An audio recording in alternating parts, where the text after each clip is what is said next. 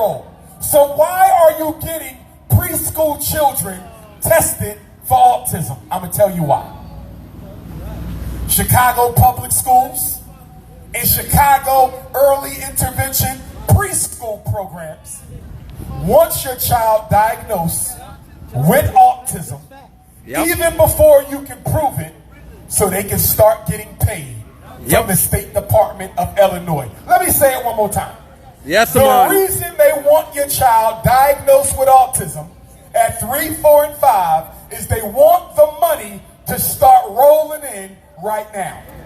And Dr. Umar is here today at the 2022 Bantu Fest to tell you that is the worst thing you can do.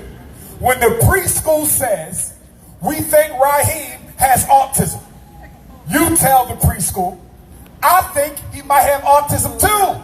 But guess what? He's not old enough for you to be sure, and he's not old enough for me to be sure. And because of that, we're just going to let my son get his education like every other normal child in your program. And when he gets to kindergarten or first grade, if he still has these language problems, if he still has these communication problems, if he still has these social problems, we will get him evaluated for autism in kindergarten or first grade. But you are not evaluating my 3-year-old for autism. You are not evaluating my 4-year-old for autism. And you are not evaluating my 5-year-old for autism. And the only reason why you want to do it right now anyway is so you can start getting paid. Yep. Brothers and sisters. And please let me know when I got 5 minutes left. I don't want to overdo my time, but I got the African Holy Ghost, so I'm going to keep going. Yes, Amon. Yes. Yes, Amon. Black power. Black power. Black power. Black power. Black power. Black power. Black power. Black power. Yes, brothers and sisters. Rastafari. Yes, I'm tempted to talk about the black reality right now, but I promise to do that tomorrow. Tomorrow we're going to talk about President Joe Biden. Tomorrow we're going to talk about the Congressional Black Caucus. Oh, wait, they doing nothing. Tomorrow we're going to talk about some of your elected officials. Tomorrow we're going to talk about the economic situation. Tomorrow we're going to talk about reparations. Yeah. Tomorrow we're going to talk about a dysfunctional, YouTube-addicted, do-nothing, black conscious community. But today, we're going to stay focused on the children. Yeah, man. Number 2, autistic parents. There are certain diagnoses that look like autism that are not autistic. Number 1, how do you know your child don't have a hearing impairment? Number 2, how do you know your child doesn't have a speech and language impairment? Number 3, how do you know your child doesn't suffer from selective mutism? Number 4, how do you know your child doesn't have social anxiety? Number 5, how do you know your child isn't suffering from emotional or psychological trauma? Yes. A traumatized child looks autistic. A hearing impaired child looks autistic. A speech and language impaired child looks autistic. There's a lot of conditions that mimic autism that are not autistic. Slow down. Take your time. Talk to Dr. Umar. Let me give you my cell number, family. Take that down for me now. 215. 215. 989. 989. 98. 58. 58. Again, 215. 215. 989. 9858. If you need to schedule a consultation with me, I charge $75 for telephone consultation and $100 if you just have to look at my beautiful face on Zoom. If your child was evaluated and determined to be intellectually disabled, I don't charge any money at all. Let me say that one more time. If you have a child in your house and somebody told you they were retarded or intellectually disabled, you need to email Dr. Umar the evaluation tonight. It doesn't cost you a single penny for me to look at the intellectually disabled evaluation report. Why do I do that one for free? I do it for free because black boys in America are 4 times as likely as white boys to be diagnosed retarded when they are not. Is it true? When they are not. The most stigmatizing label in special education is the intellectual disability.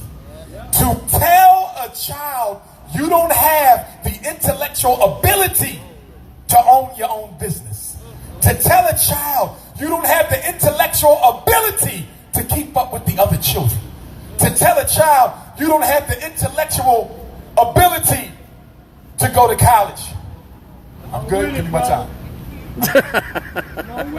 Come on. Minutes? Okay. It's the worst thing you can do to a black child.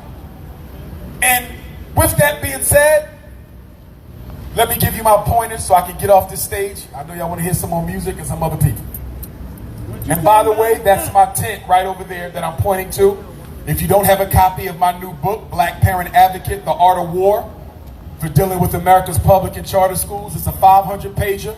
And if you're raising black kids, if you got a niece or a nephew, a cousin, if you know of a parent who's struggling with their children, go buy a copy of the book, take it to them. Those proceeds go to help Dr. Umar fund the many programs. Gotcha.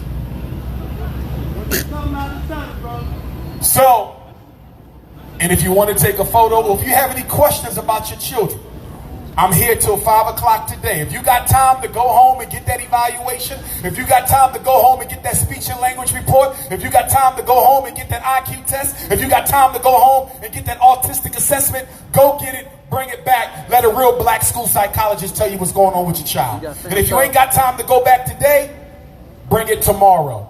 I'll be speaking again tomorrow at 2 o'clock on black consciousness, black unity, and white supremacy. Yes, man. Here's my closing tips for the upcoming school year. I hope my black mothers are listening. I hope my black fathers are listening. Number one, mothers and fathers, do not argue in front of white people about your children. Stop arguing in front of white folks about your damn children. Argue before you get in the meeting. Don't argue once you get in the meeting, because let me tell you what they do inside the school. I am a former school principal, by the way. You know what the schools do when you argue? They will call Child Protective Services, and they will tell Child Protective Services that this child has two mentally unstable parents who are unable to collaborate on decision making for this child.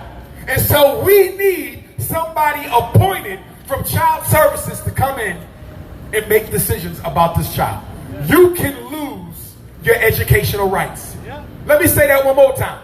They will take your educational rights away from the mother and the father and give them to a Negro or a Caucasian who will be making decisions about a child they don't know and don't care about. Stop fighting in front of white folks. Yes. Number two, black mother, listen to me well. I need a sip of water for this one.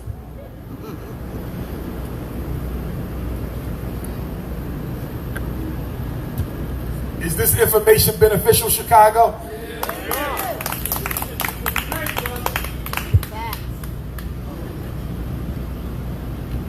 Black mother.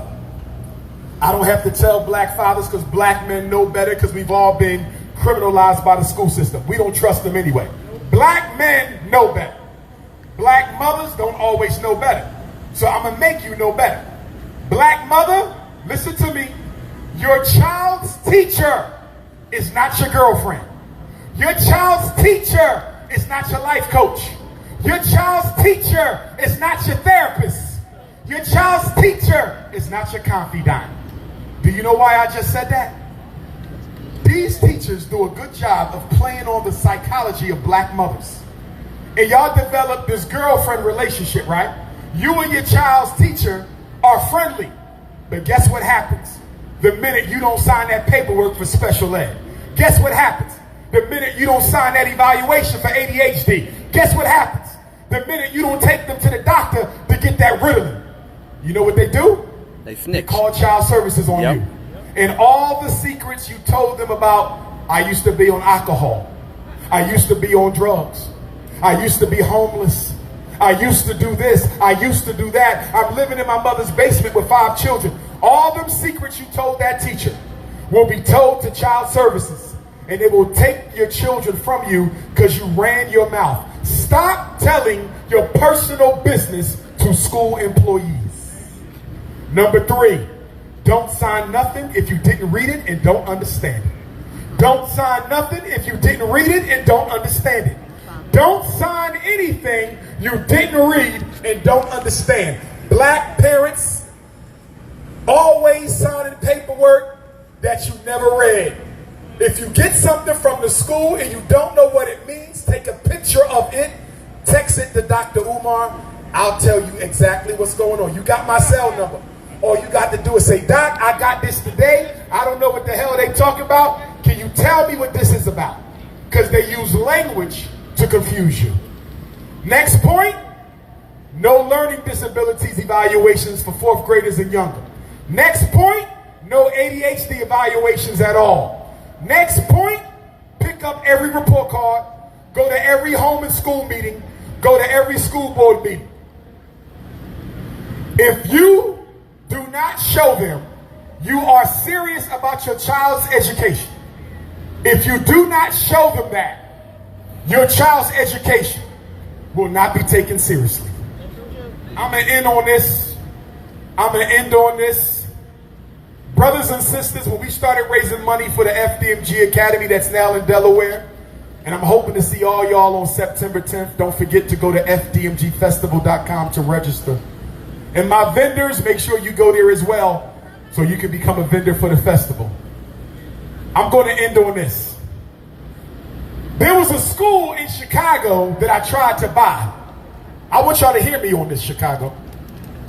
There was a school in Chicago that I wanted to buy.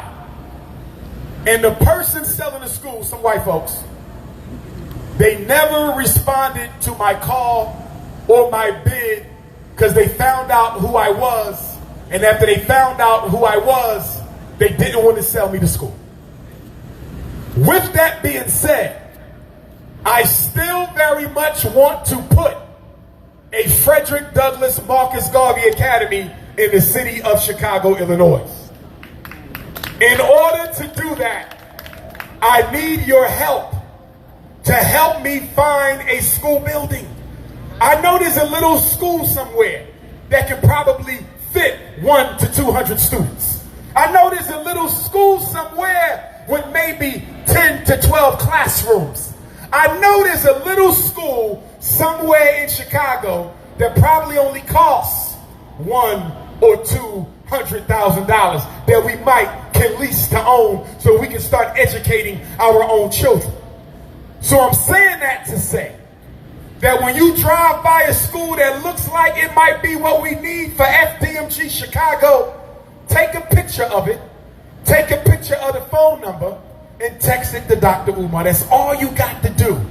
Dr. Umar, this is a small little cute little school in my neighborhood. It's been vacant for 3 years. It's still in good shape. It shouldn't cost me so much money. They trying to sell it. Hit go the number. I can't do all the work on my own.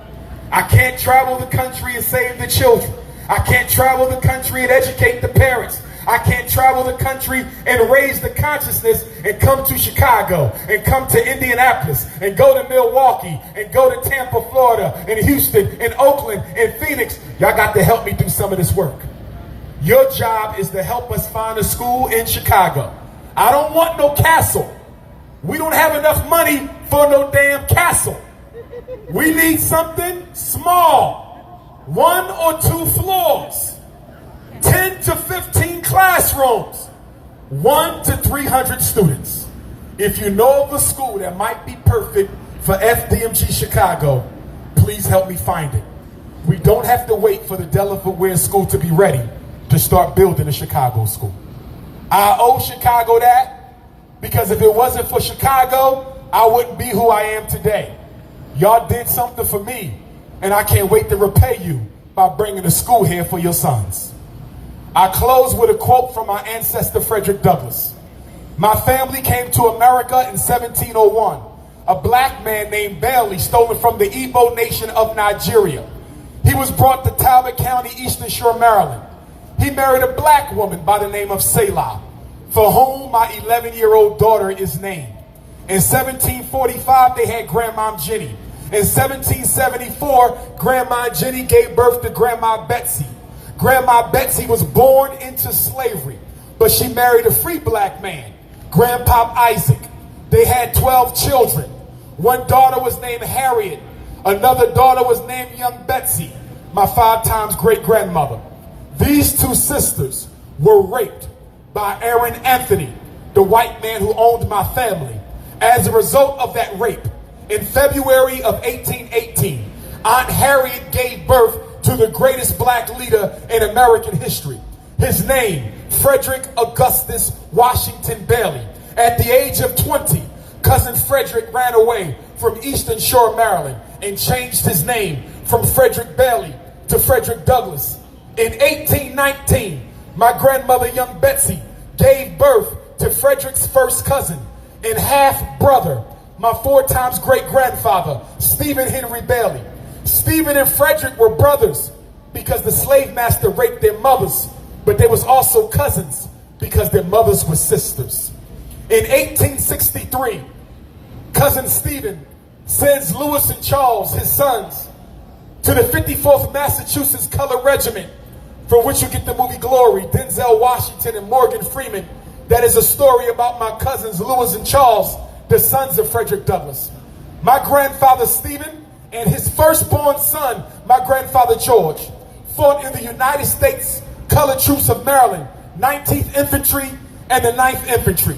My grandpa Stephen was in Galveston, Texas on June 19th when General Gordon Granger read Special Order Number 3, emancipating all Africans in Texas previously held in bondage, which became the Juneteenth holiday. My grandfather Stephen was there. After the Civil War was over, my grandfather George married Grandmom Annie. They had Grandmom Caroline. Grandmom Caroline moved to Philadelphia. She married Grandpop Cicero from Cuba. They had my Grandmom Ida, who passed away 4 years ago. She met and married James Johnson. They had Jamal Johnson. He met and married Barbara. And so on August the 21st, in the ghetto of North Philadelphia, the anniversary of the Nat Turner War. August the 21st, the anniversary of the Haitian Revolution. August the 21st, the anniversary of the George Jackson War. August the 21st, the day Emmett Till from Chicago showed up in Money, Mississippi. August the 21st, the original birthday of Jesus the Christ. I was born in North Philadelphia.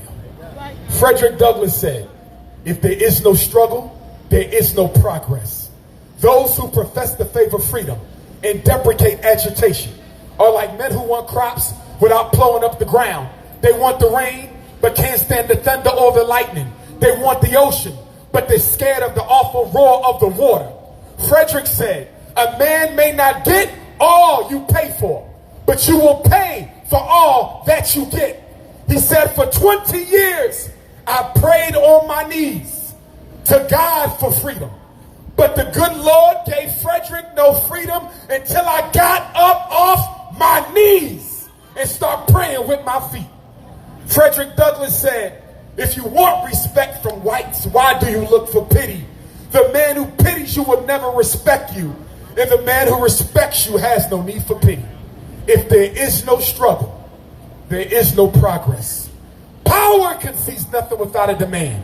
It never did, and it never will. Last comment. I'm done for today, and I'll be over there if you want to get your book signed or if you want to talk to me. Right now, I'm working on a documentary that will be made for the movies. It's called America's Psychoacademic War Against Black Boys. We are focusing on the 6 states of New York, New Jersey, Pennsylvania, District of Columbia, Delaware, and Maryland. When we are done filming for that, my next volume of the documentary will focus on the Midwest, Illinois, Michigan, Ohio, Wisconsin, Minnesota. If there's any parent out here right now, if there's any teacher, principal, police officer, youth worker, medical doctor, community activist who has a story that you want to tell about how you've seen black children get treated in Chicago's public schools, if you got a misdiagnosis story, if you got an ADHD story, if you got a psychiatric medication story, if you got a white teacher racism story, if your child was miseducated, medicated, special educated, juvenile incarcerated, frustrated, alienated, or prematurely exterminated. If you want to tell your story on film for the world to know, text me your name, text me your city, and text me the word "documentary," and I will be in touch with you this fall so we can schedule you when I come to Chicago for the Black Parent documentary of the millennium, America's War Against Black Boys. Peace and black power, black family. Peace. Yes, man, yes.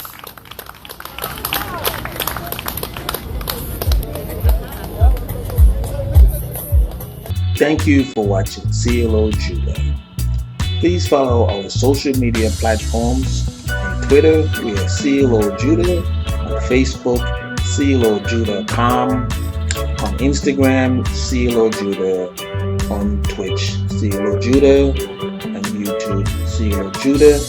As well as visit our website, CLOJudah.com. Please visit all our social media platforms. Follow us, subscribe to us, send us a message or leave a comment. We'd love to hear from you. Thank you for watching.